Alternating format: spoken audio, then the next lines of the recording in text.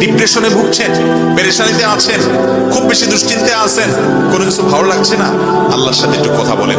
আল্লাহ, আপনি আমার সৃষ্টিকর্তা, আপনি আমার মালিক, আপনার কাছে আমার ফিরে যেতে হবে। আপনার কত অবাধ্য হয়েছি, কত নাফরমানি করেছি, কত সীমা লঙ্ঘন করেছি, কত নির্দেশ অমান্য করেছি, কত নিষেধ লঙ্ঘন করেছি। আল্লাহ, এগুলোর জন্য পাকড়াও করলে আমার কোনো উপায় থাকবে না।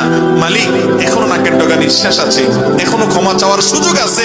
আপনি ক্ষমা চাইলে ক্ষমা করে দেন। আমি তওবা করছি, আর কখনো নির্লজ্জ কাজ করব না, আপনার নাফরমানি করব না। আপনি আমার অমুক পাপটা মাফ করে দেন, তমুক পাপটা মাফ করে দেন, আমাকে পাপ থেকে বাঁচায় রাখেন। আল্লাহ, আপনি আমাকে হেফাজত করেন। আপনি হেফাজত না করলে আমি নিজে নিজে বাঁচতে পারবো না। মালিক, আপনি রহম করেন। আল্লাহর সাথে একটু কথা বলেন। আল্লাহর কসম, সালহাতুস সঙ্গে বুদি দিল খারাস, আজমুদে এক জামানা খাকে বাস। পাথর হয়ে বহুদিন ছিলেন ভাই, একটু আল্লাহর সাথে কথা বলেন, চোখের পানি ফেলেন, দোয়া করেন। বিশেষ করে ভোর রাতের দোয়া, ভোর রাতের দোয়া, এটা গুলি মিস হলে মিস হয় না।